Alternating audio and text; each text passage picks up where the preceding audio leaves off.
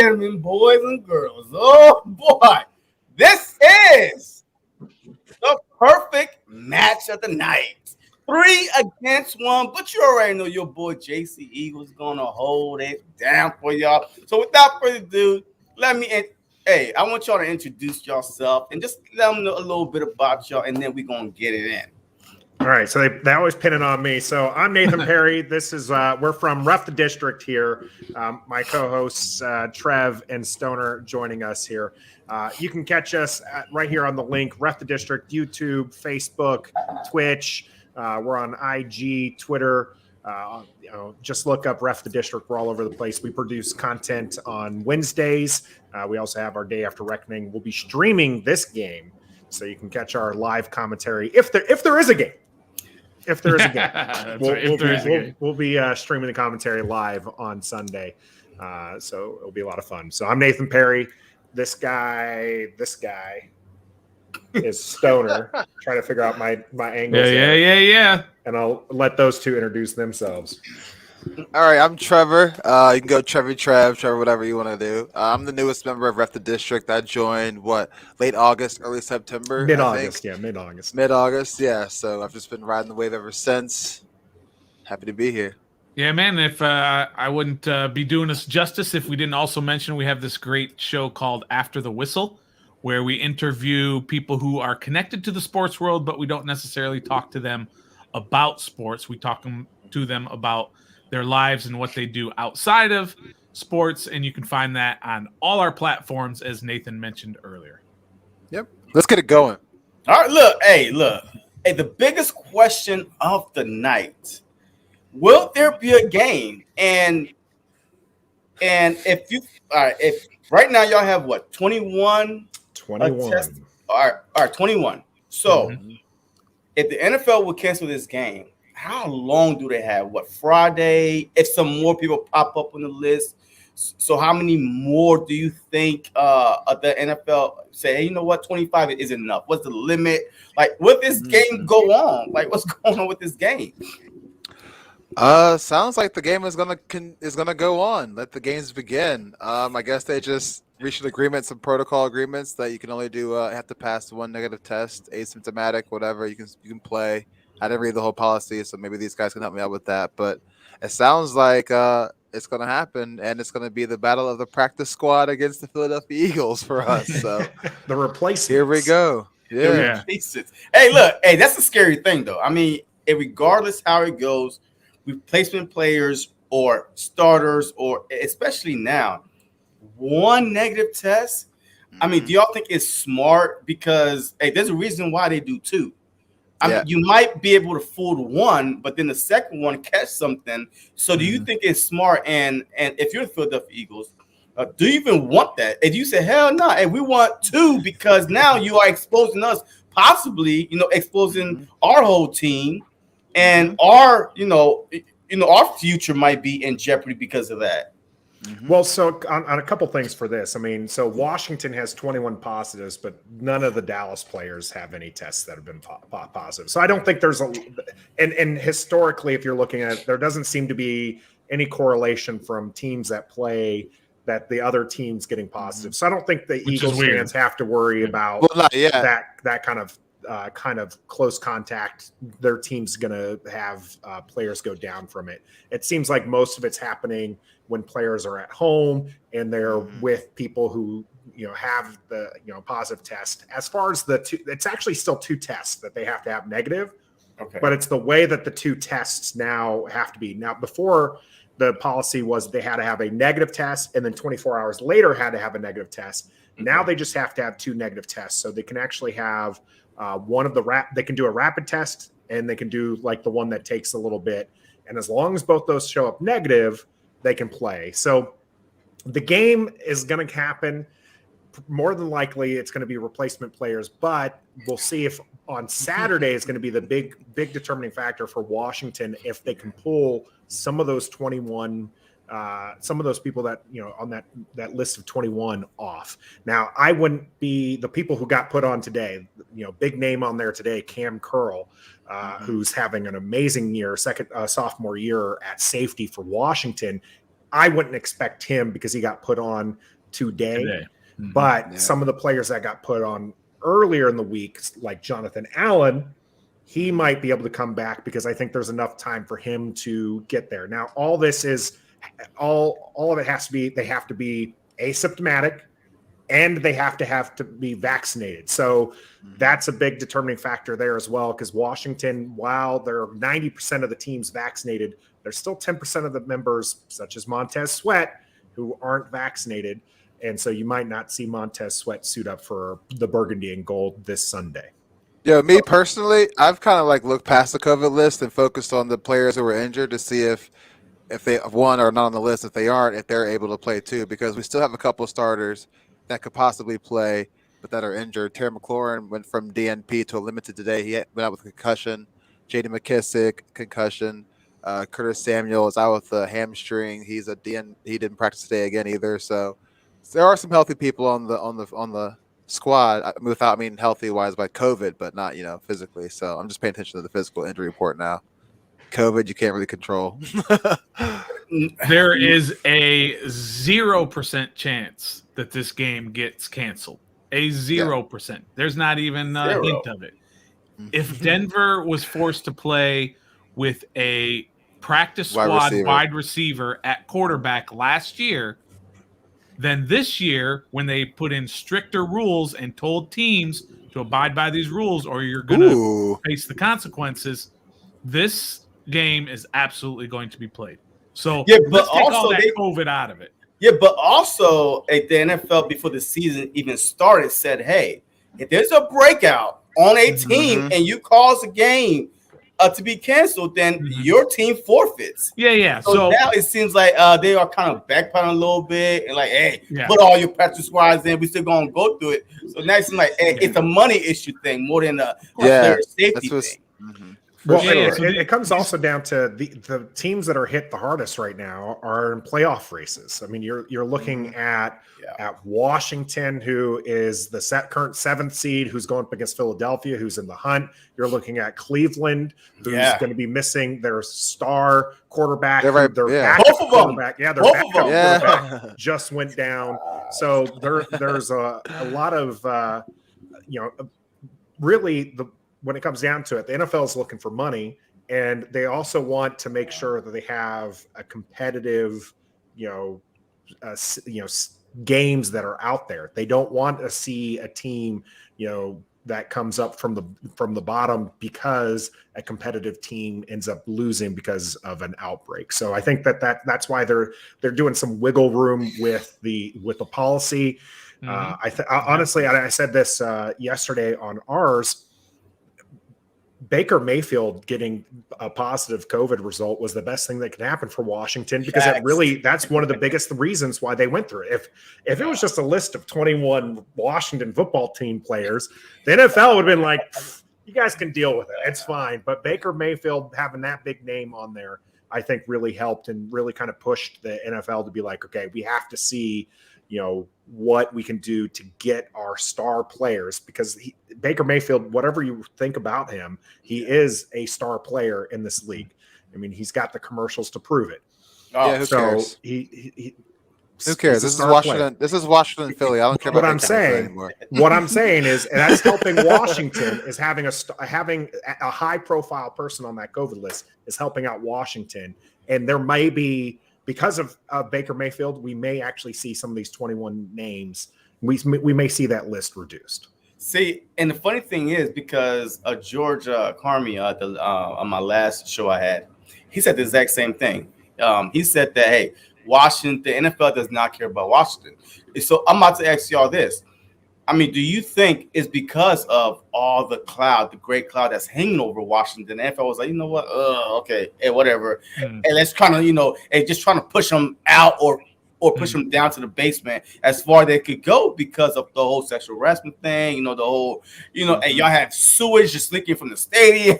Y'all finding, live scissors. Hey, y'all quarterback pick up a live scissors on national TV, walking off the field. Like, hey, who knows how long that been there? But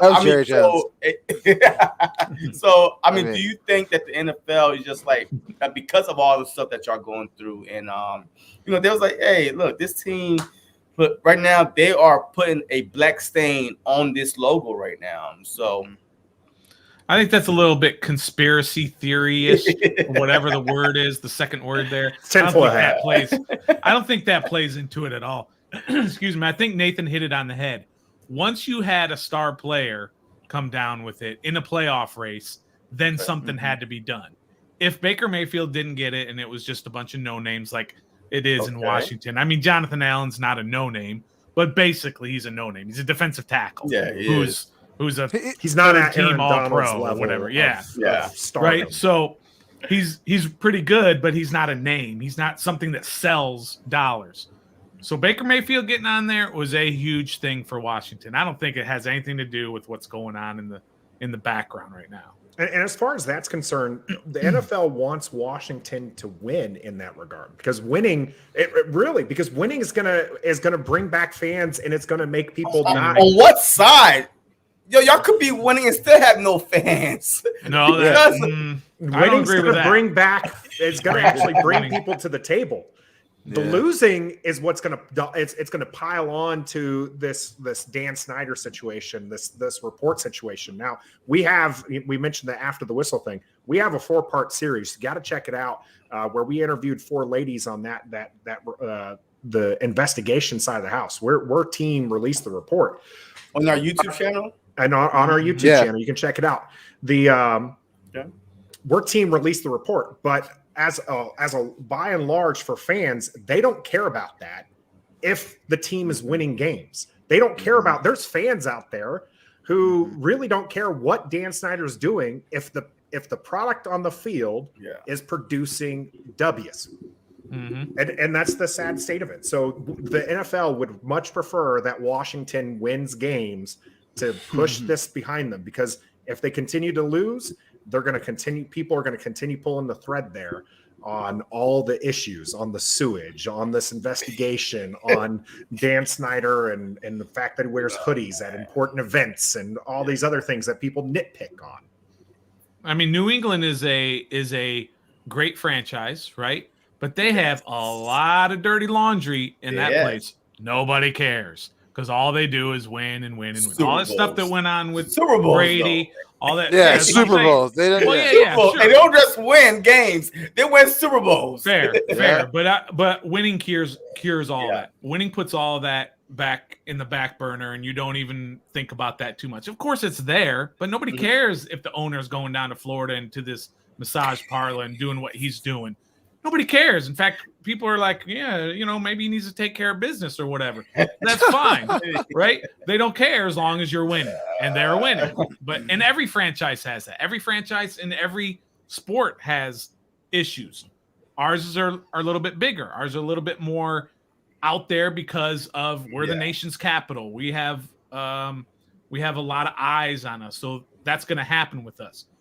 Just win, and all of that goes on the back burner.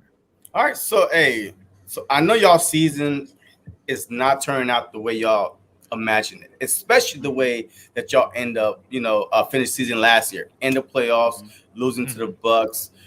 I really want to know, like, coming into the season, what was your season prediction for this season? With the big signing, if you call it big signing, of Ryan Fitzpatrick, which was a lot of people thought y'all were one quarterback away. Just that, that bridge quarterback was Ryan Fitzpatrick. He's serviceable. I mean, he's not no franchise quarterback, but he could get the job done. So, I mean, I'm interested to hear your thoughts on what each one of y'all was thinking. Hey, coming to the season, hey, we're about to be 11-6, this and that, playoff, Super Bowl. Like, what was your expectation coming into the season? Well, mine was pretty high. I'm not gonna lie. I'm gonna keep it real. We were 7-9 last year, but we won the NFC East division. Ryan Fitzpatrick was coming off one of the best years of his career, which is, I mean, he really was. And so I was excited to see what he could do with the added weapons with Curtis Samuel, with Terry McLaurin, Adam Humphries, De'Ami Brown, who was a deep threat in North Carolina, a good rookie. Then, of course, you had Chase Young. His second year, he was defensive rookie of the year first year. The defense was supposed to be better. We got William Jackson. We got St. Juice out of the draft. Jamin Davis was our first pick in the draft, the linebacker out of Kentucky. So we were just all hyped. I predicted 12-5. I thought Ryan Fitzpatrick was going to do the job enough to get us where we need to go, and then draft a quarterback or bring somebody else better in to take us to the promised land. I thought he could at least lead us to the postseason, and then everybody's hurt. He gets hurt first game. We got Taylor Heineke, who I'm not a fan of. He comes in, first half. Chase Young tears his ACL. Montez Sweat, broken jaw. So it's just like, here we are again. But after the bye, we come out and win 4 in a row, and one of those happens to be Tom Brady, the GOAT. And then Carolina, the Falcons, and then the Raiders. So now we're right back in the thick of things for playoffs. But here we are right back again with COVID and making our chances even harder. We were already 6-7. So it's disappointing, but I'm resilient just like the team is, like I've been saying. So.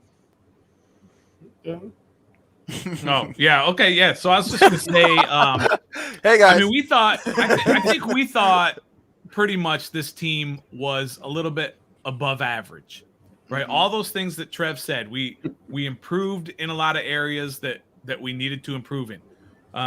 We had our list of off-season priorities: 1, 2, 3, 4, 5. What did they do? 1, 2, 3, 4, 5. They hit all those lists. Quarterback, linebacker. Sign John Allen, sign Brandon Sheriff. Now they didn't sign him, but they got him franchise on the franchise, right? And get a wide receiver to complement Terry McLaurin. They did all of that. Not a lot of that has worked out in their favor, but 6-6 after that first place schedule, that was a tough schedule in the first half. You had the Tampa Bays and the Green Bays and the Buffaloes and the Chargers, and you had the Raiders, very difficult. The Raiders, schedule. The Saints, yeah. And you made it through 6-6, right in the thick of it, and now you got this NFC East round table that you're gonna have to figure out and get through. All you got to do, I think, you've got to win at least 2, and surely 3. Surely 3 of the last 4 to get a playoff spot. And to piggyback on that, I mean, no matter if none of that happened for us, like the injuries or whatever, the division at the end of the season was going to be a completely different season for us. The NFC East is always close, no matter what the record is, no matter who's in first or who's fourth. It's always interesting. So that doesn't change as far as mentality-wise. So before I let Nathan go, hey, you said at least 2, max is 3, because 8 and 9 would get you in the playoffs with the Vikings, and if the Eagles went out. So if the Eagles go 3-1, we automatically above y'all. So well, that's not saying San Francisco is going to hold on. You have a race to the bottom more than a race to the top. Like 6 and 7. 6 and 7. Yeah, it's there's a 7th spot, and then there's like 5 or 6 teams that are 6 and 7 right after us, just waiting for us, including the 6th spot, including you guys. Yeah, so I do think I agree with Stoner here. 2-2 likely sneaks into the playoffs. Ooh. It depends on who the 2-2 is. That's why it's so I do think spicy. Things have to break out right, but 2-2 gets you. 3-1 guarantees it. 3-1, you're all right. So guarantee. Wow, man, y'all have a whole different mindset than me. Let's do this scenario real quick. What if Dallas loses the rest of the games and then we win the next 2 or 3? One of our teams does. What happens? It doesn't matter. They're 9-4 right now. Probably, yeah. They're 9-4 right now. So if they lose the rest of their games, 9-8. Yeah, they finish 9-8, which is probably. I mean, they're probably not going to do that. Yeah, but because if they play the Giants this upcoming Sunday, which, by the way, their owner came out and said, "Hey, our head coach is safe," and you know what? Hey, y'all could start benching some players. It's okay to start benching some players. Because there's nothing to play for at this point. So look, Dallas is a 10-point plus favorites. This is a blowout. You know what I mean? Sleepwalk through that game. Yeah, that's what I'm saying. So take those 2 top 5 picks that they're going to have. Speaking of that, now our line for this game has gone up to 9.5 or 10 now. After the COVID, has it gone up that high? Yeah, bro. It was 4 yesterday. It's 10 now. So. Yeah, but you might want to jump on that. You might want to jump on the opposite. Take those points right now, because I think my prediction. My prediction is that by Sunday, there's only going to be about 4 or 5 guys on that COVID list. There's going to be a lot of guys coming. So if you take that point, then you'll be losing. You'll be if I take the 10 points now, if I take the let's just say it's 10, I'm taking Washington plus 10. and then it drops all the way down to 4 or 5, it's too late now. So take those points now. We get all those guys back. Even if Philly wins 27-19, you still win the bet. You covered, covered. right? You get your 10 points. Covered, So yeah. that's what I'm saying. Take the points. I'm not saying Take the points. Washington to win straight up. But you have to take it right now. Like right now. Absolutely. And That's not a bad idea. Taking the points now is probably not too bad. That's So, 9.5. I think some guys are JC, coming off. I got a question for you before I run to football garbage time. We were on a Philly podcast yesterday and I asked the same person this question. Before this COVID list came out with all of our quote unquote superstars on it, everything, what was your outlook on the game before this list came out? What did you feel was going to happen? Look, I never overlook an NFC East opponent. Look, I didn't overlook the Giants. I was trying to convince Giants content creators I had on my stream. I'm like, do not say that. Do not give up. Believe me, because throw the records away. Like, it doesn't matter if y'all have replacement players or not, because these guys are so familiar with each other. They play them twice a year, every year. They're rivals. So regardless, the pride is on the line. You know what I mean? And y'all see against Dallas. Y'all were down, I think, 24-0 at halftime. Yeah. And then y'all made it a game because guess what? Hey, this is Dallas. And let's go out there and just turn it up. Like, and let's show these boys, hey, they brought their own bench. Disrespected y'all. I'm surprised y'all even let it get to 24-0. You bring your own bench to my stadium? Hey, Jerry man, I take the fans. Let's go. Come on now, fans. Hey, let's pull this shit up. And let's pull all these benches up and take them out of here. JC, the problem is half the fans are Cowboys fans. So they're not going to let you on the field. Exactly. But, I mean, this game was going to be pretty close. But the magic number for the Philadelphia Eagles, for me, we had to put up 30 points. Could we put up 30 points? If we don't put up 30 points, it's going to be an L because 5 out of 6 wins for us, 30 points. The only game we won that was under 30 points was against the Panthers. So if we put up 30 points, I'm going to have a good feeling, especially with the healthy, Eagles, Washington football team. But I saw what the Dallas did to your offensive line, which is a strength right now on your team. And they got through it like butter. They was getting, but we don't have a Michael Parsons, though. So see, that's the difference. Like, we don't have that. So I'm hoping that our defense coordinator just send an extra body in there, just try to confuse the line a little bit. Hey, I think that this game was going to go down to the wire, a field goal at that. Rush the guy up the middle because we're in our 5th string center on Sunday. I heard that. Just go right up the middle and you won't have a male plus model. I've never heard that before. What are you doing? What? I'm giving away secrets? Yeah. You don't think the man just said he never overlooks an NFC East opponent. It's gonna be and you over here just saying, hey, just do this. Man, we have a chance. We have a chance. I asked the same question last time too, and he told me the exact same thing y'all said. The center. That's the weak link on that offensive line because I always ask this. Offensive line, defensive line, where's your weakness? If Doug Peterson right now is watching this stream, and I'm hoping that Jonathan Gannon is watching my stream, and they were like, "Come on, JC, ask him this question: where's the strength and weakness on the offensive line?" Obviously, y'all all agree is the center, right? So but if it's a center, how the hell Michael Parsons ruin your whole offensive line if it's a center?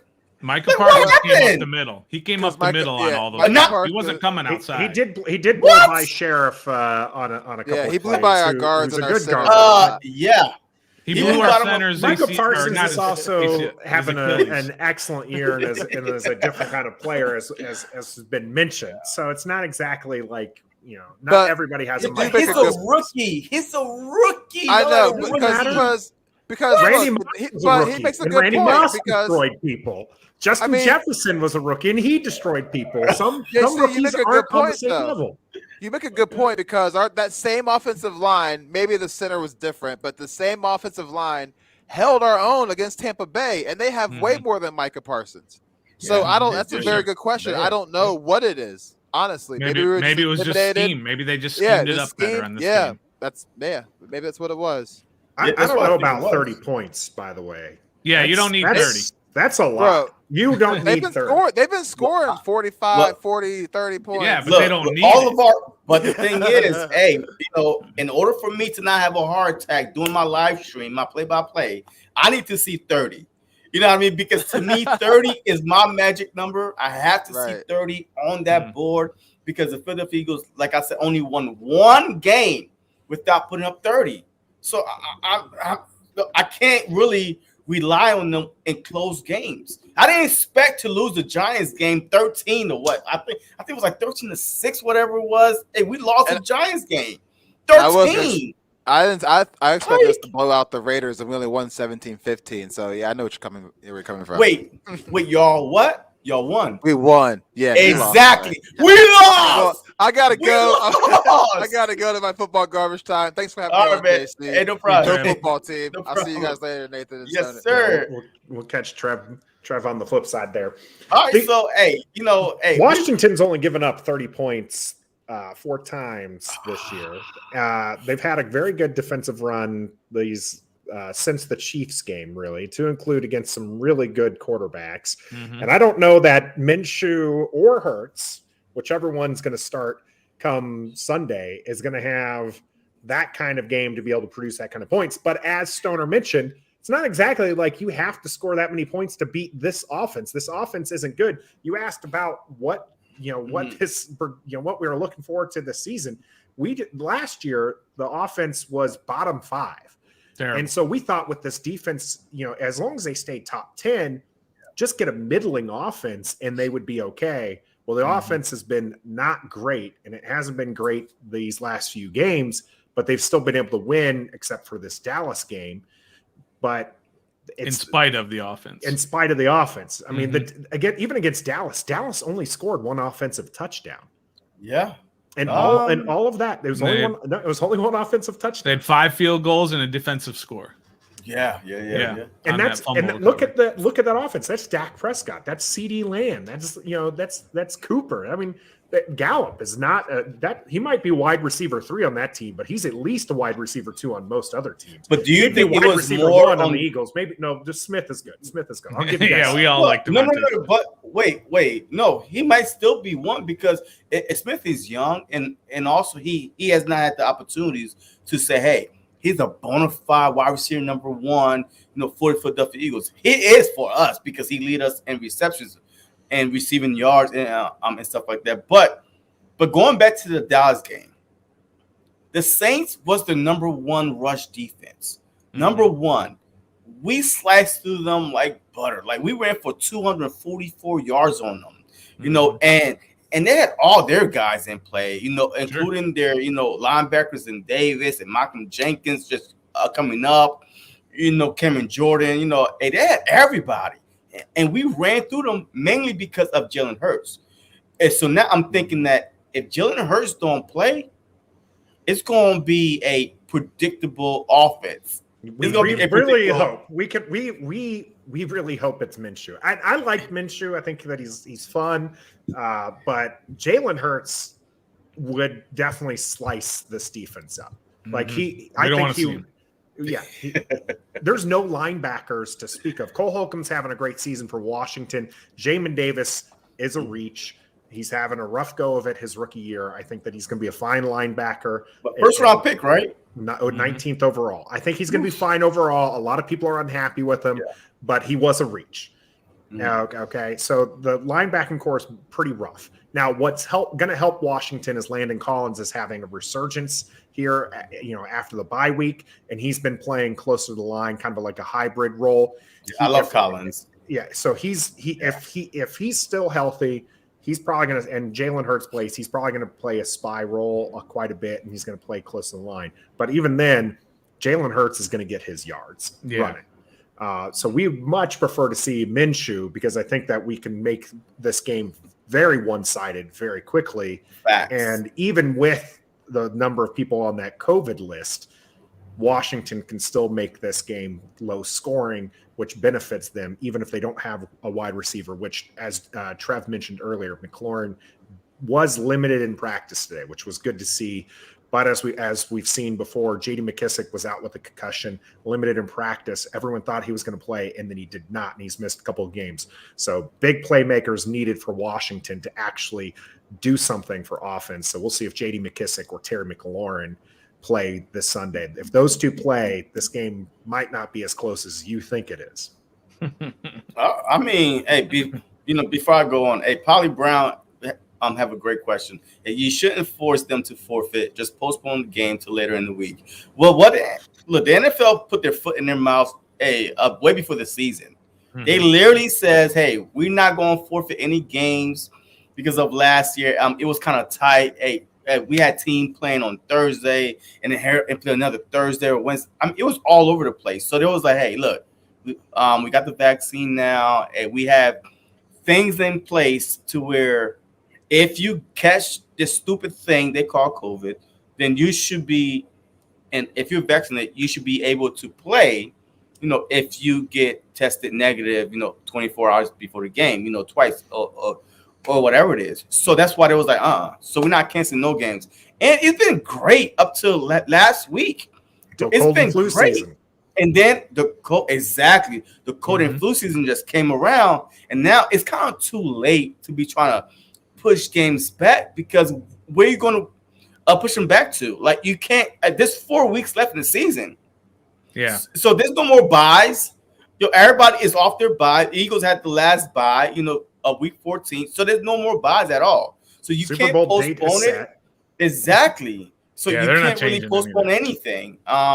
So this is it. I mean, either going to forfeit or play with whatever players you have on the field. Mm-hmm. So yeah, I mean, that was a great question, but they're going to play the games. They're going to play the games, and they're going to play them on time, the way they're supposed to. If you've got replacement players, you've got replacement players. But there's too much at stake, too much on the line, all this stuff that's in place. They're not going to just say, well, we'll move it and figure it. Not in the NFL, man. I mean, they're already doing it in the NBA. They're already doing it in the NHL. They're postponing, and it's getting worse, and it's getting worse. NFL, you just can't do that. You don't have the spread out schedule. Nope. And you just got this finite amount of time. And the players union is not going to agree to a system to where they're going to play on Thursday and then play again on Sunday. Not going to happen. Yeah. Not going to happen. So they're going to have to figure out something. And if you don't have enough players to play, you're going to forfeit the game. They're not going to play it, but it's not going to be postponed. They're just not going to do it. I don't see it. Yeah. So, hey, shout out to everybody that's watching in the stream, man. Hey, if you're an Eagles fan, a Washington football team fan, look, if you're not subscribed to this guy, just go check him out. We play them twice a year, every year, and the more information we have on them, the more we could go tell our coaches and our players, and stuff like that. And look, your weekly meetings with the team. Right? Hey, our weekly meetings with the team. It is what it is, man. Look, I'm always down to talking football. Hey, regardless what fan you are, what I mean. Maybe not Dallas Cowboys, but anyway, but I'm always down to talk everybody with the Cowboys, but still, it's all fun and games. Hey, just go check their channel out. Go subscribe to the YouTube channel, and look, it's all fun and games in the off season until the season starts. Yeah. But it is what it is. But just go hit them up. Hey, just give them a sub. It's hard work being a content creator. I mean, it's not easy because it does take control of your life. It plays part of your life. And I'm pretty sure a lot of us got a regular job besides content creating. Yeah. So hey, just go hit them up. Show them the brotherly love, man. A lot of people think the Philadelphia Eagle fans are the worst fans in the world.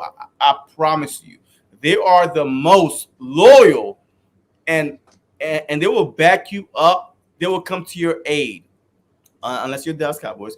But they will come to your aid if you need help. Yes, we do. Snowballs at Santa Claus. Man, that was like 53 years ago. Get over it, all right? Get over it, people. Get over it. All right, so look, I know in Philadelphia, we love the backup quarterbacks, our son. Like everybody does. Yeah, everyone loves the backup quarterback. See, that's the thing. Why didn't y'all draft a quarterback or go out and sign a big key free agent quarterback? If y'all were, I think that y'all were one quarterback away from dominating this division, especially with the type of defense y'all had, with the weapons on the offensive side that y'all had. So, what was the whole mindset? Why y'all didn't go after a Matt Jones? I believe he was like 2 picks ahead of y'all. He's 4. 15 years, 4 picks ahead. Yeah. So We could have. y'all could have got up. It moved up or something. Mhm. So what was the whole mindset behind that? Especially if y'all were so close. Well, I think first and foremost is that Washington did try for Matt Stafford. That got out there. Everybody's kind of agreeing that yes, this did happen. That Washington tried to get Matt Stafford, and the Rams had a better offer, right? So then the next thing is Ron Rivera has always said, and we just kind of have to take him at his word, we're not going to go after somebody unless we absolutely love him. We're not going to reach for a quarterback. We'll reach for linebackers, but we're not going to reach for a quarterback. They stood pat. So they didn't love Mac Jones. And I'll be honest, I didn't love Mac Jones. Nathan didn't love Mac Jones. And we were probably wrong with that, right? So you got to love the guy. And I'll always say that. I don't know anything about these guys coming out now. I don't know anything about Matt Corral and Kenny Pickett and Sam Howell and whatever, all these different names. I have no idea if they're going to be any good. But if Ron Rivera loves one of these quarterbacks, you do whatever it takes to get your quarterback going forward in the future. 100%. And plus, you got to think Fitz was one of the better free agent quarterbacks that was out there. And they went and they grabbed, free agents. You got to think Stafford was a trade option, and they did try after him, and it didn't work out. And so Fitz was, one they targeted in free agency, got him very early on, one of the better names that was out there. He got injured. The man's 37 years old. His hip gave out on him after like one hard tackle. Just kind of, it wasn't a great thing. Okay, so as far as not drafting one. This was a really weird draft as far as that was concerned. They didn't move up from one of the top quarterbacks. And then quarterbacks started going higher than where I think they should have. So Kellen Mond was a name who I think a lot of people were high on. He went a little bit further to a team that just was unexpected, right? And then even Mills, who went out to Houston, was looked at as kind of like a 5th or 7th round pick, and he went higher, like right in the beginning of the 4th round, to the Houston Texans. And so I think that there was just never the spot for Washington where they were drafting to grab a guy that, as Stoner pointed out, that they really liked, and they didn't want to get, they didn't want to attach themselves to a rookie QB that in this situation where Fitz is down, that they're having to play to get that experience. Because now, they already have 2 guys that have relatively no experience, Taylor Heineke and Kyle Allen, who know the system, who they do like. That now Taylor Heineke's played well enough, he's going to get the rest of this year, and he's probably earned himself to be that bridge quarterback for next year. Now, next year they better draft a quarterback, or again aggressively go after somebody. Like you don't know that those quarterbacks aren't going to be impressive. Nobody knows what the future holds. Now, everyone thought Trevor Lawrence was going to be God's gifts to QBs, the same way that Andrew Luck, the same way that Peyton Manning was. No, look at all the articles. He's the generational coach QB. Just got fired, right? His head coach. Probably was the problem. He probably really did not have an NFL mindset, so he did not put him, in the best situations. Look, anytime you fire a head coach 13 games into a 5-year contract, maybe it's the head coach that was the wrong hire. Yeah. Trey Lance was put in a situation that everyone thought was great for him. Everyone was just like, "Oh, this is a quarterback-friendly system." Not even playing. So. It's to me, and this is my argument, because Stoner argued and finally I've relented that Washington last year probably should have drafted Herbert over Chase Young. So, but here's the thing. Looking back, hindsight 2020, At the time, but Herbert being in Washington wouldn't have been as successful as Herbert was with the Chargers, because quarterback play is situational, like everything. There's just so many variables. And so Washington not only has to get the right guy who's ready for the NFL, but also it has to be the right guy for Washington. So it's going to be interesting because you might have a guy, I know a lot of people early on were high on Malik Willis out of Liberty. I don't want him. I don't want to touch that guy with a 10-foot pole. Like I think he's very athletic, but he needs like 3 years to learn how to throw the ball well. So there's other guys, the guy who's in the Senior Bowl out of Nevada, whose name I'm just skipping on. Carson Strong. He's another guy. I don't want to touch that guy. But there's some other ones I think that might be fairly good. I know a lot of our fans come from North Carolina, so they're big on Hal. So I think that there's some names that, given Washington's situation, if you look at their offensive line play, has been strong. So developing a rookie QB under a strong offensive line should be beneficial, but you still want that bridge quarterback, and maybe Taylor Heineke serves as that for Washington. Okay. All right. Look. On the topics of quarterback, how do y'all feel that your ex-quarterback is about to come out with this Surviving Washington tell-all book that's supposed to be coming now? He's taboo on this show. We don't talk RG3 on. All right. Okay. We're not on Ref the District. He's dead to us. That RG3. Right. You gotta bring up RG3. Me. We don't like that guy anymore. 2012, we thought he was God. Right. And we were all on that RG3 train. We loved him and he was amazing.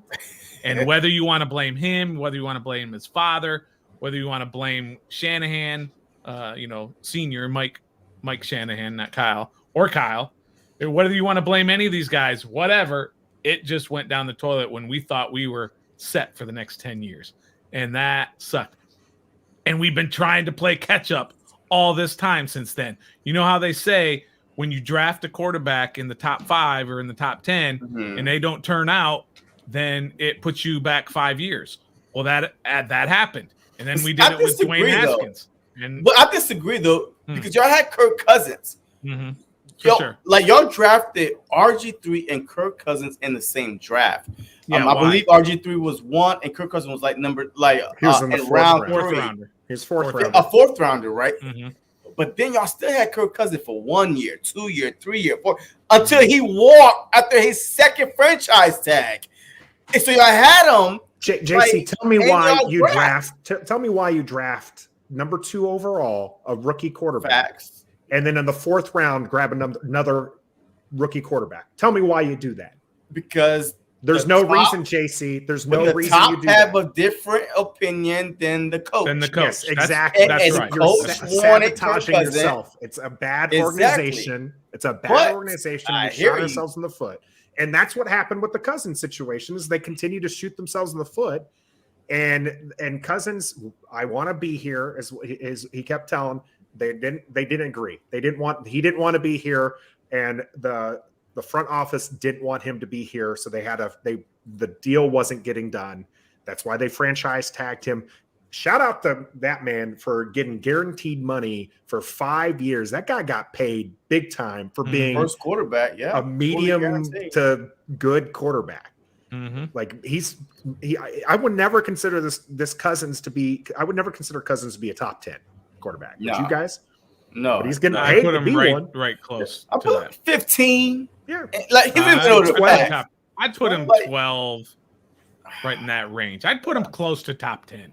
Okay, statistics wise, but he doesn't win big games. Stat wise, 12. But 12, right? So has he bought? Correct me if I'm wrong. Has he brought the Vikings to the playoffs since he's been there? Yes, he's won a playoff game with them as well. Against who? I'll have to look it up, but he's won one playoff game. Oh, Minnesota. The Minnesota Miracle. Oh, don't tell! Come on, man. No, that was Keenum. That was Keenum. You're right. That was Keenum. That was Keenum. So I'll look it up right now. I don't remember. I do not remember. But Cousins came the year after that. Yeah, right.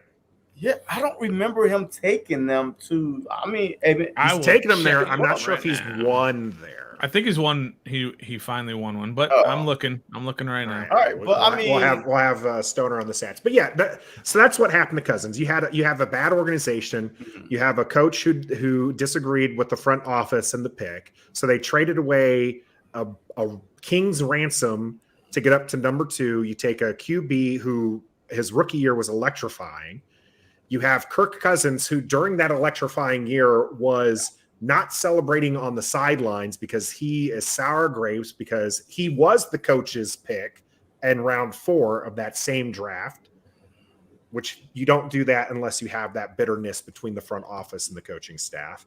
And then when RG3, the wheels fell off quite literally. That year 2, I think. It was year 2. They went 3-13 in year 2 because he was injured and he didn't want to run the scheme. Shanahan, there was bickering, and it just wasn't a good situation. And Cousins just went there. RG3's book, it's a story that he wants to tell. I'm glad he's going to tell it. I'm not buying the book. I'm sure someone's going to give me the Cliff Notes. I'm not even going to read it. Stoner's like, you're going to read it. I'm not going to read it. Someone's going to give me the Cliff Notes. So it'll be fine. My biggest thing with it was his announcement for it was just it did its job. I'll say that much, but it was just kind of, he got himself in a little bit of trouble with that because this investigation has been heating up as far as that. And so he brought in sexual harassment because he was just like, it was permeating throughout the walls. I'm going to tell you about the sexual harassment that's permeating throughout the walls. And people are like, wait, you knew about the sexual harassment, but you didn't do anything about it. You didn't talk about it. And so he had to kind of backpedal on that. And so he said that it wasn't about that.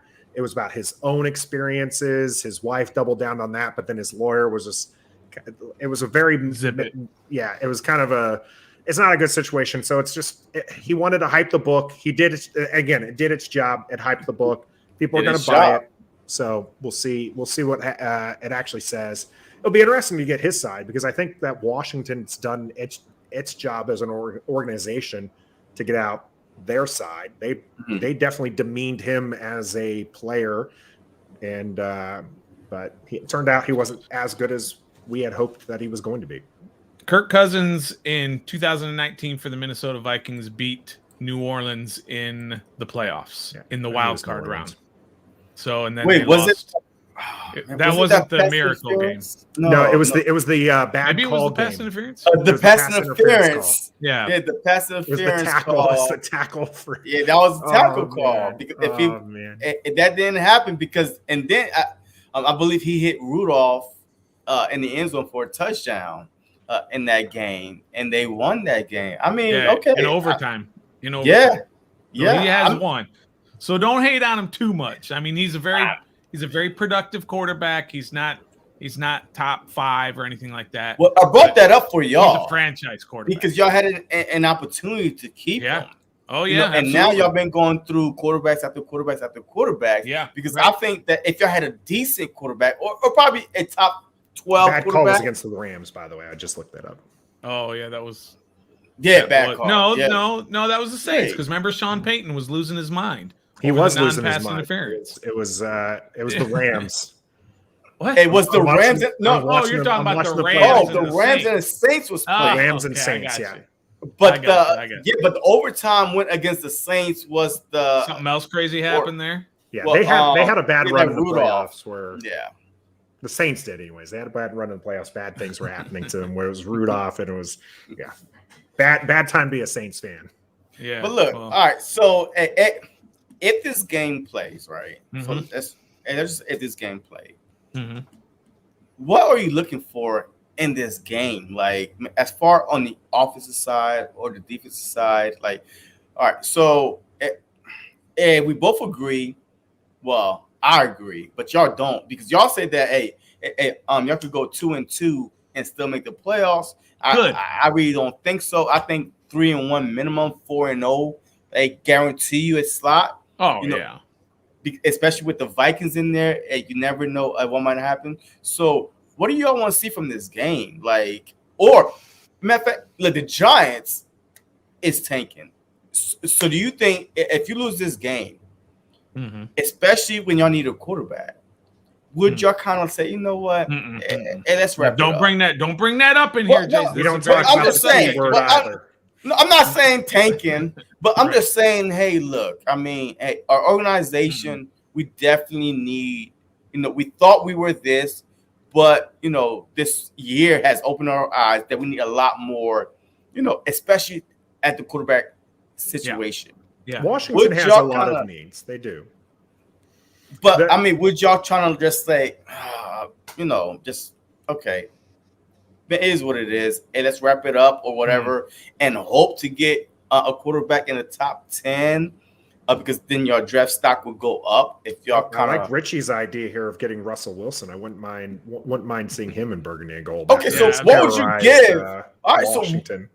So what would you give for a Russell Wilson? Because George, I just had him on, outstanding podcast by the way. So go check it out. But so what would you give up for a Russell Wilson? Because he brought the whole Ron Rivera was like, hey, we was willing to give a first for Stafford, in a second, but nothing else because hey, we don't believe in mortgaging the future. I'm pretty sure that he's scarred from the whole RG3 drama, even though he wasn't there. But he probably just, hey, like me, I saw it happening when y'all gave up like the whole franchise. 3 first rounders and a couple second rounders. Exactly. Yeah, So what would y'all give up for a Russell Wilson?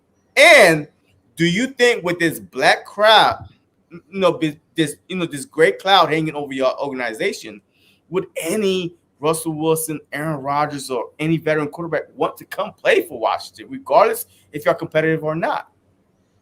Well, they don't have any choice because they're under contract. So if you trade for them, they don't have a choice whether they're coming. I don't think they have. Wilson does. No trade. No, Yeah, they do. Okay. Some of these guys, and do. Rodgers You're right. does too, right? Should Rodgers say? And he's walking, but he's walking a free agency.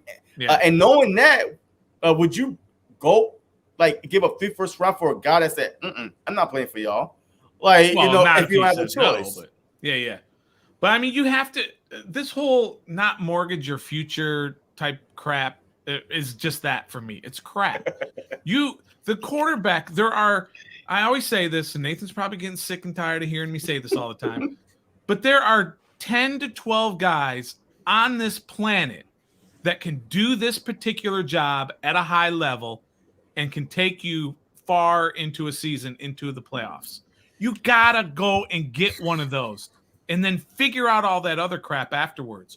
With all that Washington did to sign guys in the offseason, they signed the number 1 cornerback. They signed a top 3 free agent receiver.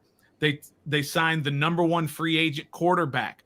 They were still $25 million under the salary cap.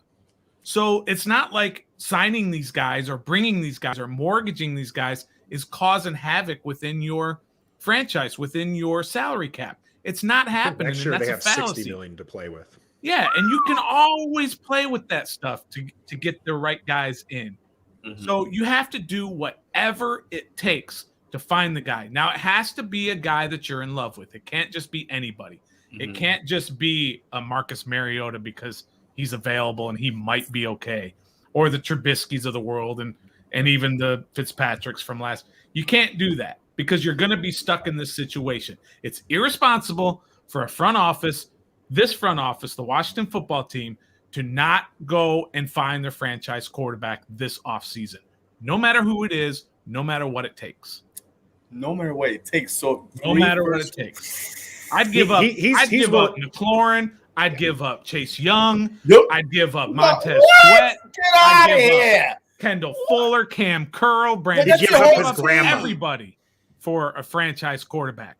All right, so Nathan, hey, do you agree with that? No. Franchise. Goodness gracious, no. No, this is a stoner hot take here. He likes it. He gives up his grandma to get a quality. He got the perfect name. He got the perfect name, Stoner. That's right. That's right. For Russell Wilson, I'd probably give that same kind of package: a first, a second, probably add in a player, to try to sweeten the deal. That's kind of the same package they were trying to give for Stafford. As far as the mortgage future, I agree. You don't want to do that, but I have I have a higher threshold of what that means. So, because you got to look at it. This is gambling here. Okay. And if you are right, and you do well, that first round pick that you're giving up is a high first. That might as well be a second round pick at that point. Yeah. So that's what you're pick. going for. You mean I'm sorry, low. Yeah. Like in the 20s, yes, late sure. 20s or whatever. Yeah. I mean, if you're really right, it's the 32nd overall pick. So whether or not, now you have to look at whether or not the second part of that question is whether or not QBs want to come here. Yeah. If they're looking at the squad, I don't think there's enough big names to come here. I think that they're missing some of the star power that some of the other teams might have. Yeah. Now, what makes up for that is money. Yep. So if Washington's willing to pay them more money than other teams, that doesn't matter, because then they'll just go to where the money is. So, and we've seen that before. Now, unfortunately, Washington's had a habit of paying the wrong people those big paychecks. And unfortunately, one of those people was a former Eagle, Donovan McNabb. No thanks to you guys. Thank you, McNabb. Yeah. You did us right. But what you're looking for is, hopefully, as Stoner mentioned, you are looking for the QB of the future. You're looking for somebody who's going to be more than a bridge QB. You're looking for somebody who's going to help this team, because this is a QB-driven league.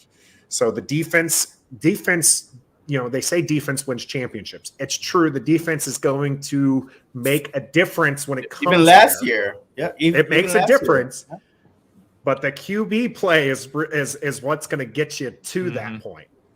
So there are only so many Nick Foles in this world that are just going to come out of nowhere and lead you to the Super Bowl. I'll take the Tom Brady's and the Peyton Mannings and the Drew Brees and the Aaron Rodgers and the Patrick Roethlisbergers. Mahomes. I'll take those guys instead of hoping that a Nick Foles can pop up once every 25 years. Yeah, everyone loves to point to the Baltimore Ravens of 2001 and be like, you can win with Trent Dilfer. Okay, but they had 20 years ago. But the defense was like, the defense was also out of this world, right? Yeah, but the same thing with Nick Foles though. But the same thing with Nick Foles. That first game, our defense kept the Matt Ryan, Julio Jones, we showed them. That's I believe maybe it was 9 points or something like that, because they scored 10 points, and we shut them down. It wasn't Nick Foles. He got hot against the Vikings, and then in the Super Bowl. And after that,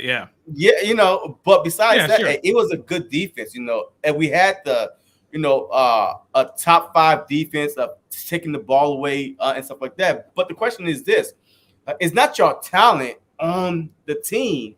It's the cloud, the great cloud that's hanging over your head with quarterback like Russell Wilson, Aaron Rodgers want to come into that situation, especially if they're trying to leave their situation and Seattle and Green Bay, because they don't have so much control and they ain't got no say.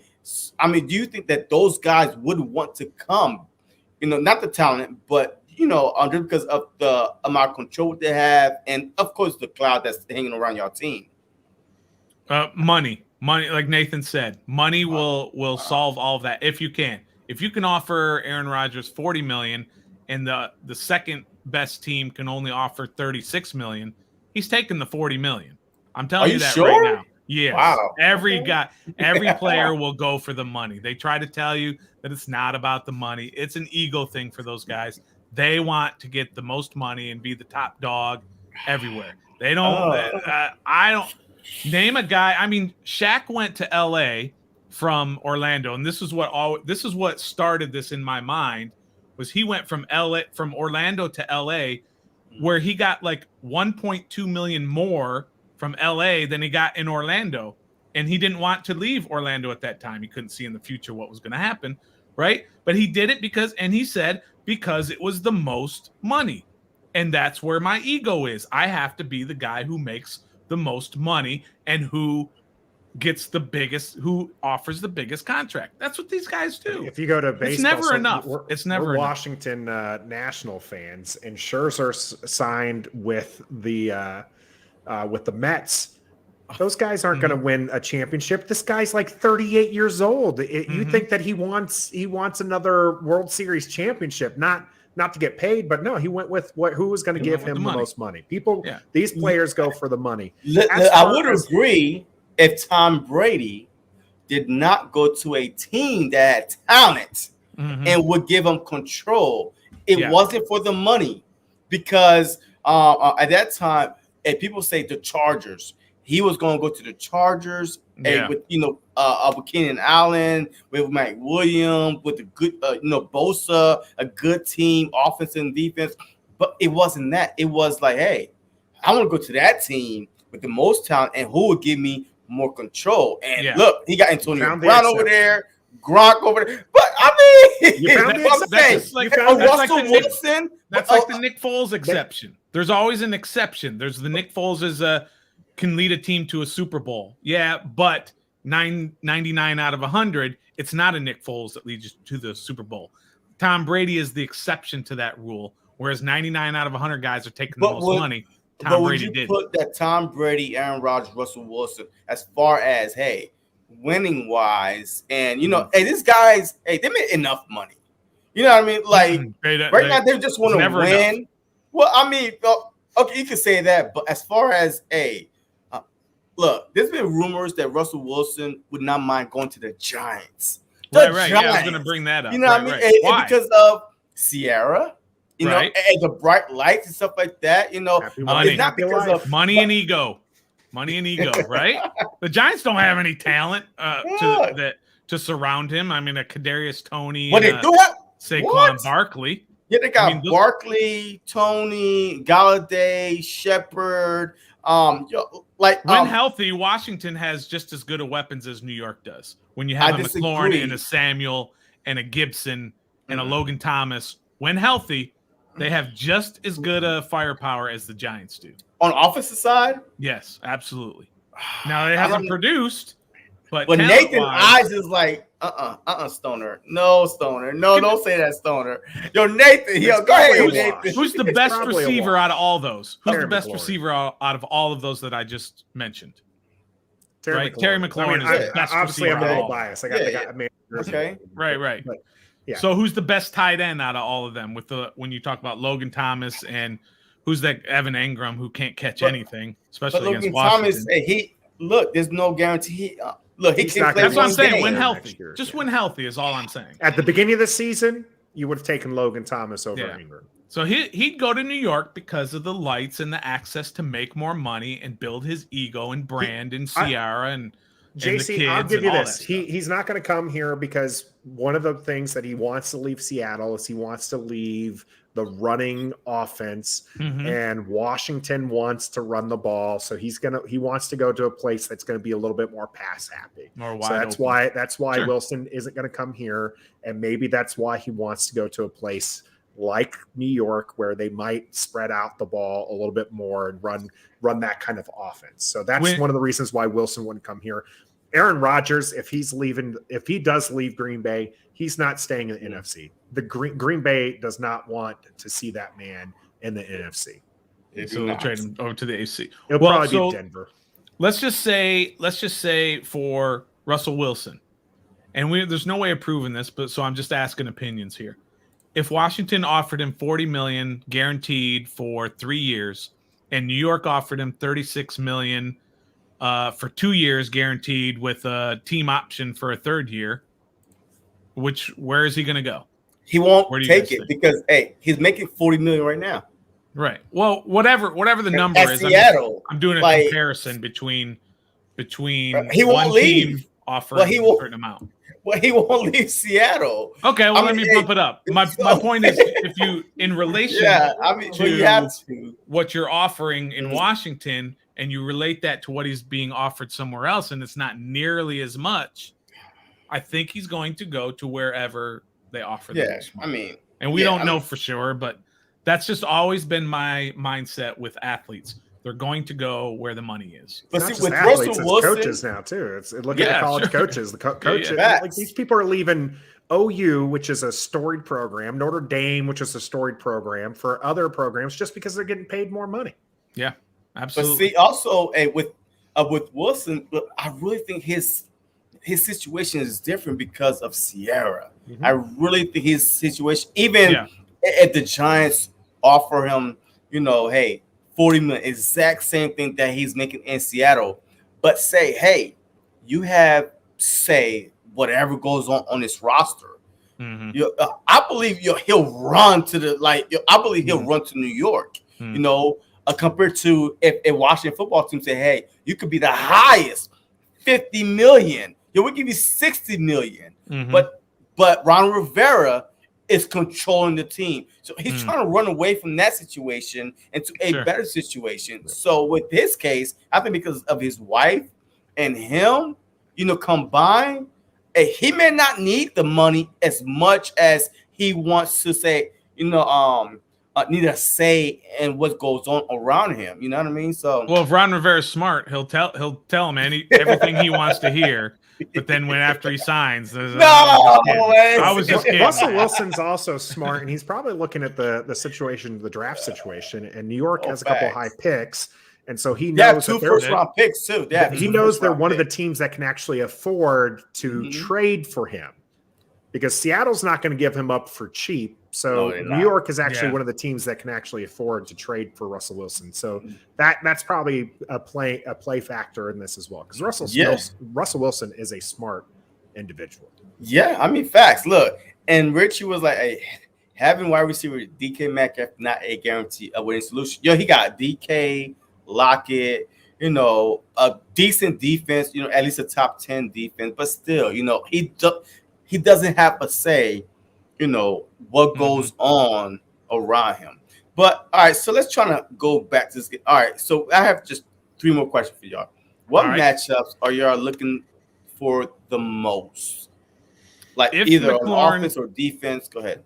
If McLaurin is playing, the McLaurin-Darius Slay matchup is always fun to watch, because those guys have a mutual respect for each other. They get after each other as best they can. It's not one of those adversarial type deals. They respect each other, and they love the competition. So I'd love to see that if McLaurin's healthy. We'll see. That is the difference, I think, between Washington having a chance and not having a chance. It's Terry McLaurin. If he's there, he doesn't always have to produce for this offense to do well, but he has to be a threat. You have to have that game plan. If Philadelphia's defense is looking at trying to contain Adam Humphries and De'Ami Brown and Kelvin Harmon, that's a little poke at Trev right there. If they have to plan for that, no problem. They're gonna load up against the run and make it happen. So hopefully we get to see McLaurin against Slay. Okay, I like it. You, Nathan? I'm looking forward to seeing Daron Payne in this game. This is his game to shine. Jonathan Allen on the COVID list, Matt Ioannidis is on the COVID list, Tim Settle's on the COVID list. So he's really the last man standing as far as the talented defensive line is concerned. So him against that offensive line, I want to see him be a difference maker. A lot of people coming into the season before that Jonathan Allen contract said that Payne was the one that the team needed to pay. Jonathan Allen's lived up to this contract and then some. So I want to see Daron Payne really be that decisive factor for Washington in this, and that's the matchup that I'll be watching. That's a good one. Oh, shoot. Look, hey, I'm trying to see, our offensive line versus y'all defensive line. Mm-hmm. You know what I mean? Because I think if y'all do get some of these guys back, look, I want to see Mariota, Lane Johnson are 2, right and left tackles. Just give Jalen Hurts some time, or who's ever back there. Minshew. No, and whoever back there. So that's the matchup. Because I believe you win and lose games. Y'all lost that Dallas game in the trenches. And the line. Yeah, that's 100%. I mean, that's it. So, I think whoever could give their quarterback more time will win this game, regardless who's in or not. That's so fair. So that's fair. All right. So look, impact players. If this defensive guy gets your quarterback, or sack your quarterback, or intercept your quarterback, a sack, fumble, return, TD, and whatever it is, yo, y'all need to focus on him.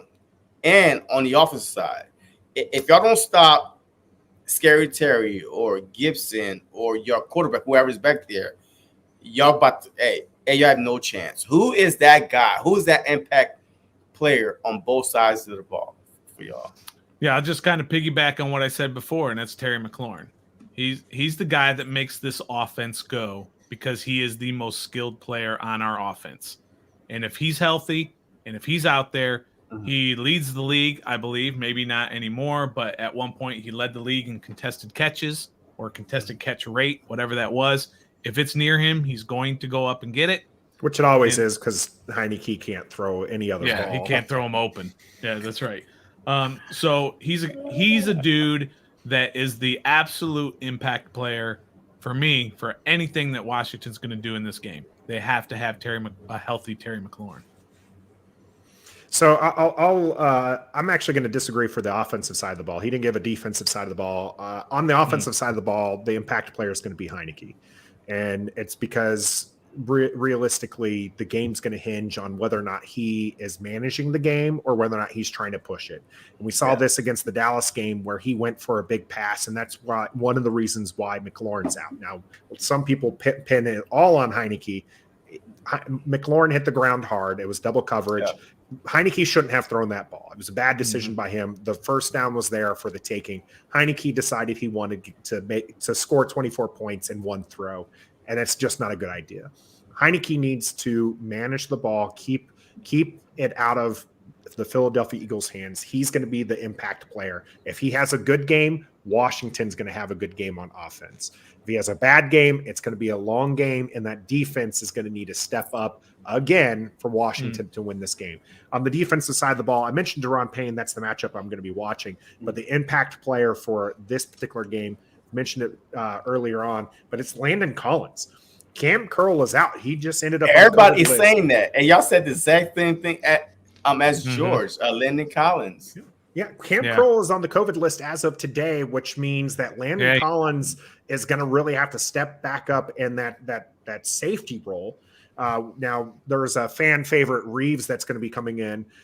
So a lot of people are excited about that. We might see a lot of his play. But really, Landon Collins has excelled again since the bye week in this hybrid role.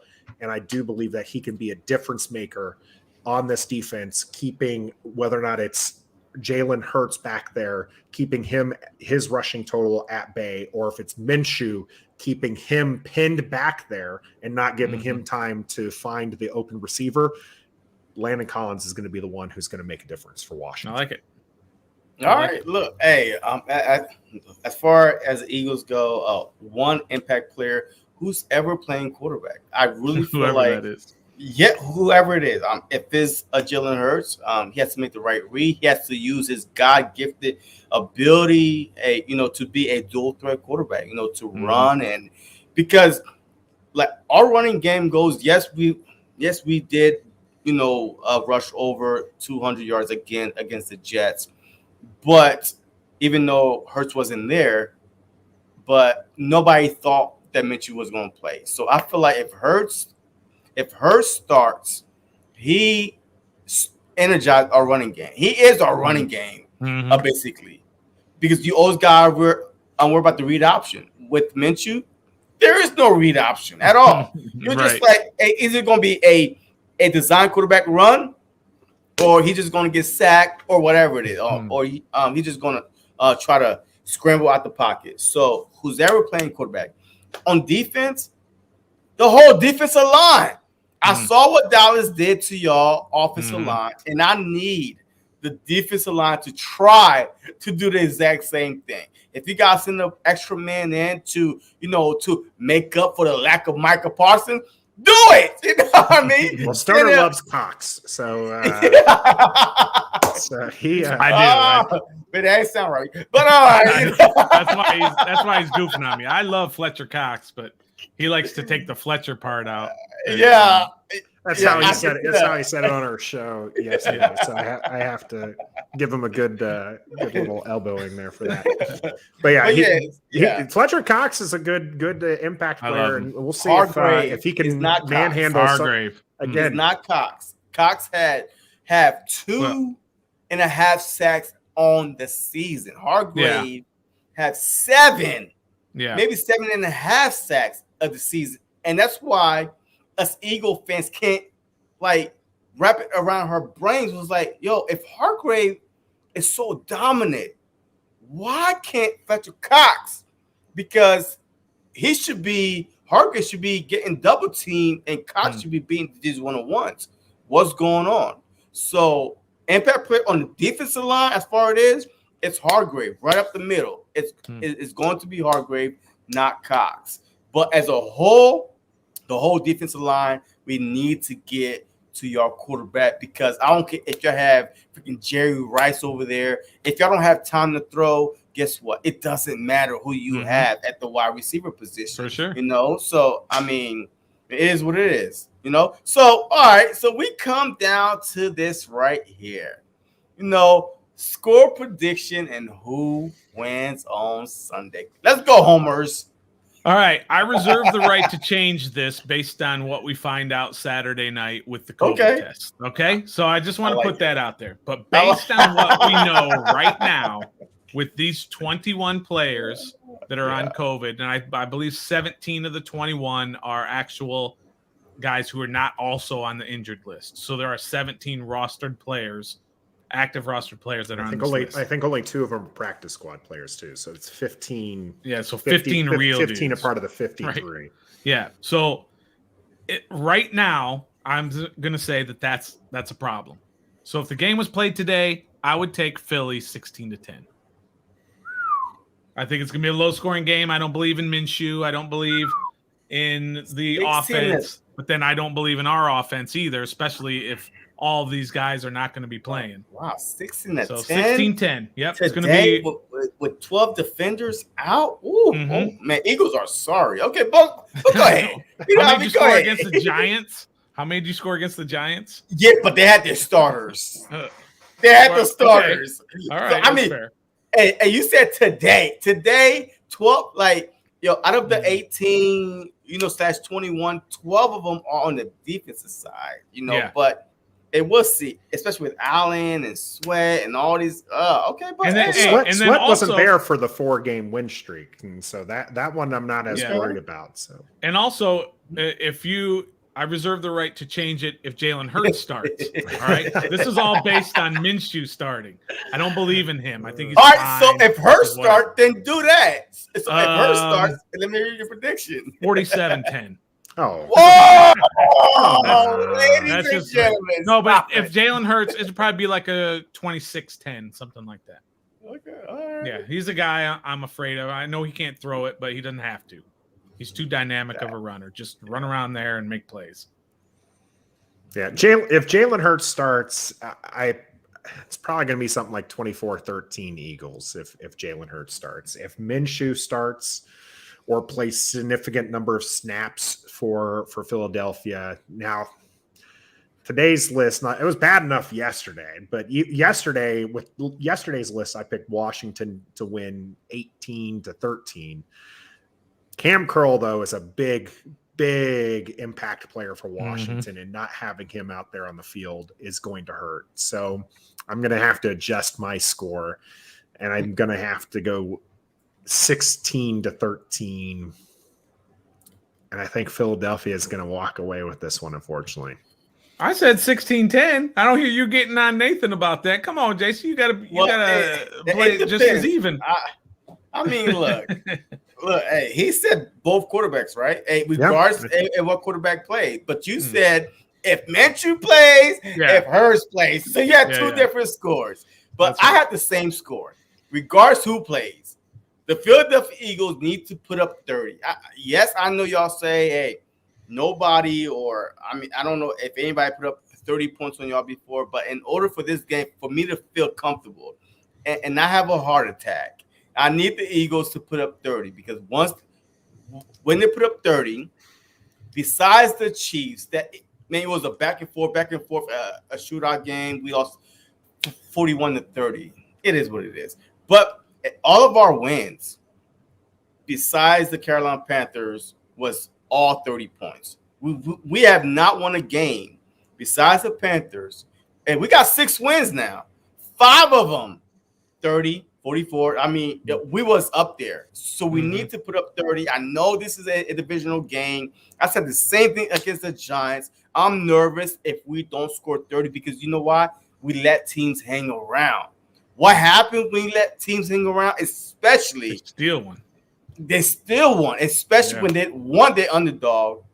2, you let them build confidence. And now you just like, and now you are in dogfight when you wasn't even supposed to be in a dogfight. So I need that 30 burger up on there on that scoreboard, and then I could sit back and not lose my voice the first time this Sunday and just enjoy the game.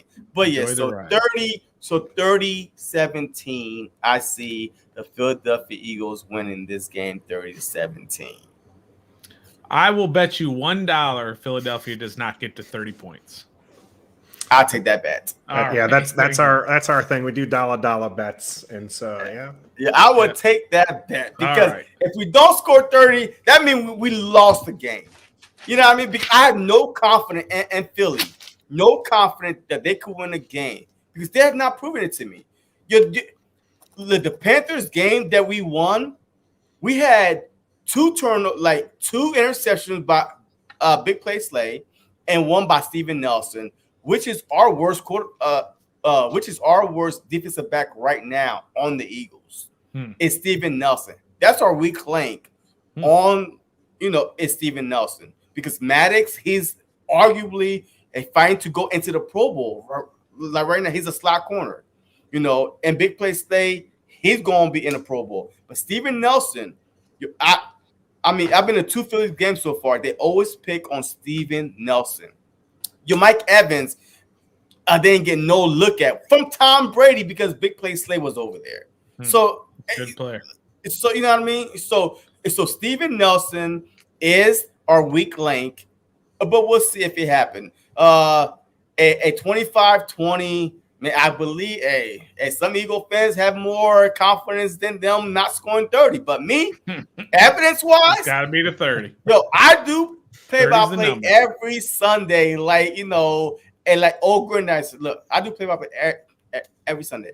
I'm telling you right now, we don't put up 30, we're not winning this game, especially if y'all depleted, because then we don't win this game, we may not win any other game. The Giants, we might squeeze by them, and then we play y'all again, and then y'all fighting for the playoffs. Playoffs. Yeah. And then we face the Cowboys. Nah, we lose this game on Sunday at home.